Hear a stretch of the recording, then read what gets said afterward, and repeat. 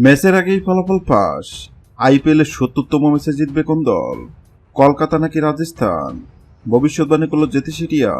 IPL ২০২৪-এর ১৭তম আসরের ৭০তম ম্যাচে আজ ১৯শে মে রাত ৮টায় মুখোমুখি হবে কলকাতা নাইট রাইডার্স ও রাজস্থান রয়্যালস। কিন্তু এই দুই দলের মধ্যে আজকের ম্যাচে জিতবে কোন দল, সেটি নিয়ে ভবিষ্যৎবাণী করল জেতি সিটিয়া। গত ২২শে মার্চ শুরু হয়েছে আইপিএলের ১৭তম আসর। ১৭তম আসরের প্রথম ১৩ ম্যাচের মধ্যে ৩ ম্যাচ হারলেও বাকি ৯ ম্যাচ জিতে পয়েন্ট টেবিলে সবার উপর আছে কলকাতা। অন্যদিকে নিজেদের প্রথম ১৩ ম্যাচের মধ্যে ৫ ম্যাচ হারলেও ৮ ম্যাচ জিতে পয়েন্ট টেবিলে দ্বিতীয় স্থানে আছে রাজস্থান।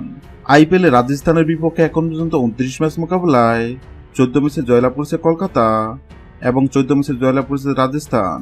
কিন্তু বর্তমান ফর্ম বিবেচনায় রাজস্থানে চেয়ে আছে কলকাতা। আর এই দুই দলের মধ্যে আজকের ম্যাচে জিতবে কোন দল, সেটি নিয়ে ভক্ত সমর্থকদের মনে উত্তেজনা শেষ নেই। আর এবার এই দুই দলের মধ্যে ৭০তম ম্যাচ জিতবে কোন দল, সেটি নিয়ে ভবিষ্যৎবাণী করল জেতি সিটিয়া।